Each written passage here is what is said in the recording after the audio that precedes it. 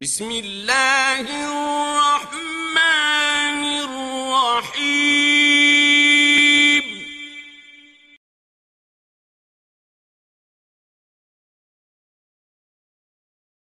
اعوذ باللہ من الشیطان الرجیم، بسم اللہ الرحمن الرحیم۔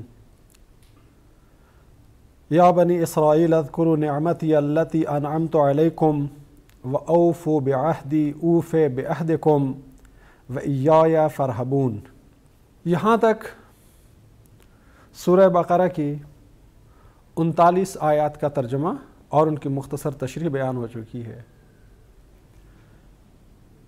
اگر ہم غور سے دیکھیں تو ابتدا سے لے کر یہاں تک سورہ بقرہ کے جو مضامین بیان ہوئے ہیں ان میں ایک بہترین فطری، عقلی اور منطقی ترتیب پائی جاتی ہے، اور یہاں سے آگے بھی سلسلہ کلام اسی ترتیب کے ساتھ آگے بڑھ رہا ہے۔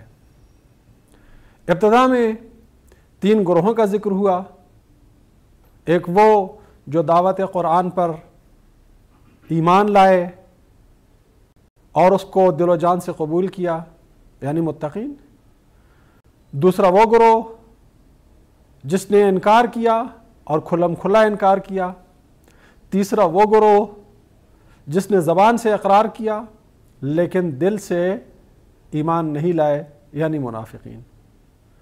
اس کے بعد اللہ تعالیٰ نے تمام انسانوں کو خطاب کر کے تقوی کے راستے پر چلنے کی دعوت دی، اپنی بندگی کی راہ پر آنے کی دعوت دی، اور اس سلسلے میں ضروری دلائل اللہ تعالیٰ نے بیان فرمائے۔ مزید آگے چل کے اللہ تعالیٰ نے انسان کو اس کائنات میں اس کا مقام سمجھانے کے لیے خلافت آدم کا، اور پھر حضرت آدم اور ان کی زوجہ کو جنت میں رہائش دینے کا، اور پھر جنت سے نکال کر اس دنیا میں بھیجنے کا ذکر کیا۔ اب سورہ بقرہ کی آیت نمبر 40 سے خطاب ہو رہا ہے بنی اسرائیل کو۔ بنی اسرائیل یعنی اسرائیل کی اولاد، اسرائیل کے فرزند۔ اسرائیل حضرت یعقوب کا لقب تھا، اور اس کے معنی ہے اللہ کا بندہ۔ اسر یعنی بندہ، اور ایل یعنی اللہ۔ اسرائیل یعنی اللہ کا بندہ، جسے ہم عربی میں کہیں گے عبداللہ۔ اس طرح سے بنی اسرائیل کے معنی ہوں گے بنی عبداللہ۔ ان کا نام اگرچہ یعقوب تھا لیکن یہاں پر انہیں بنی اسرائیل کہا گیا۔ مقصد یہ ہے تاکہ ان کی نسل میں، ان کی قوم میں اللہ کی بندگی کے جذبے کو ابھارا جائے کہ اگر تمہارے جد بزرگوار کا نام اسرائیل تھا، تمہارے جد بزرگوار کا لقب اسرائیل تھا، یعنی اللہ کا بندہ، تو تمہیں بھی اللہ کی بندگی کے راستے پہ ہی ثابت قدم رہنا چاہیے۔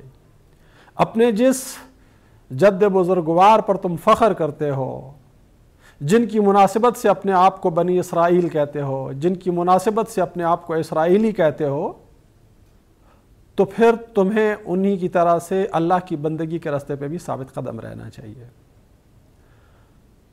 نزول قرآن سے پہلے بنی اسرائیل کی دنیا کی تمام اقوام میں وہی حیثیت تھی جو آج کل مسلمانوں کی ہے، یعنی اللہ تعالیٰ کی آخری شریعت، اللہ تعالیٰ کی کتاب، اللہ تعالیٰ کے قوانین اور اللہ تعالیٰ کا پیغام جو اللہ نے انسانوں کے نام بھیجا تھا۔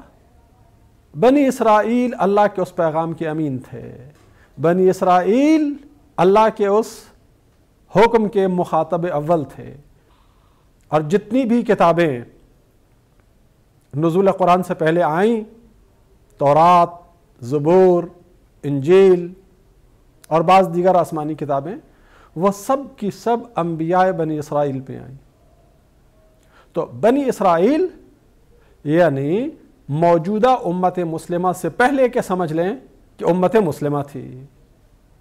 اس وقت اپنے دور میں وہ اللہ کے پیغام پر ایمان رکھنے والے، اللہ کے پیغام پر عمل کرنے والے اور اللہ کے پیغام پر کاربند رہ کر دوسروں کو اس کی طرف دعوت دینے والے سمجھے جاتے تھے۔ اب ظاہر سی بات ہے کہ جب اللہ تعالیٰ نے اپنے آخری نبی کو بھیجا اور اپنی آخری کتاب کو بھیجا تو وہ گروہ، وہ قوم، وہ امت جو اس وقت اللہ کے پیغام کی امین تھی، اللہ کے قوانین کی امین تھی، اللہ کے پیغام، اللہ تعالیٰ کے حکم، اللہ تعالیٰ کے قانون کو اللہ تعالیٰ کی طرف سے حاصل کر کے دوسری اقوام تک بھی پہنچانے کی ذمہ دار تھی، اس کی ذمہ داری بنتی تھی کہ وہ سب سے پہلے ایمان لے آئے، اور اسی سے یہ توقع کی جا سکتی تھی سب سے زیادہ کہ سب سے پہلے وہی ایمان لے کر آئے۔